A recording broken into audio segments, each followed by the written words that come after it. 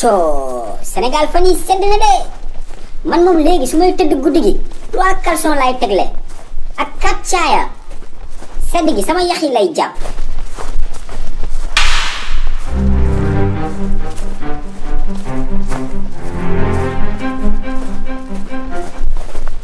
ëppatalaw quelle taille Coca-Cola quel jongoma mais kii Queen Biz la wala Nicki Minaj waaye foog ma damaat los waaye xale bekka jekk machallah c'est incroyable.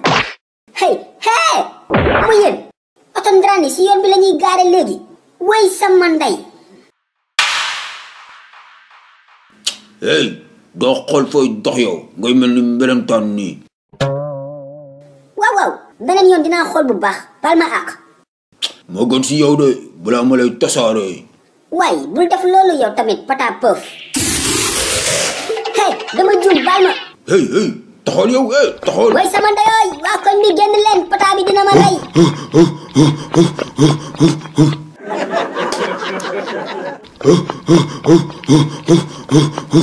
génn leen paajal naa ko mais pata bi dafa oyof. génn leen ngir yàlla balaa mu may paccal.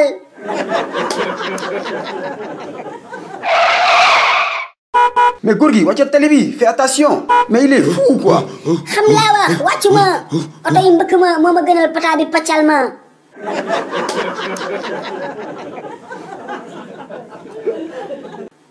man tey laa waaru pata bu oyofee nii mësuma ko gis ba pare am condition. allo waaw monsieur l'avocat waaw maa ngi fi sant yàlla alhamdulilah. mani dafa am ku ma bëgg porte plainte. lan motif plainte bi bindal plainte contre un pata. waaw plainte contre un pata mbëf.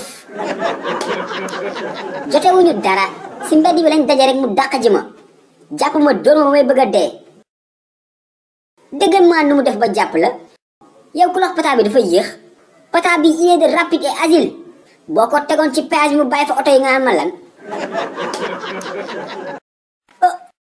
waaw seetaan nga ba pare déet bul dal foo jëm capal fii bësal bouton bu xonk bi nga abonné bu ko defee vidéo bu bees bu njëkk a génn nga bokk si ñu ko njëkk a seetaan yow tamit. je vous aime I love you.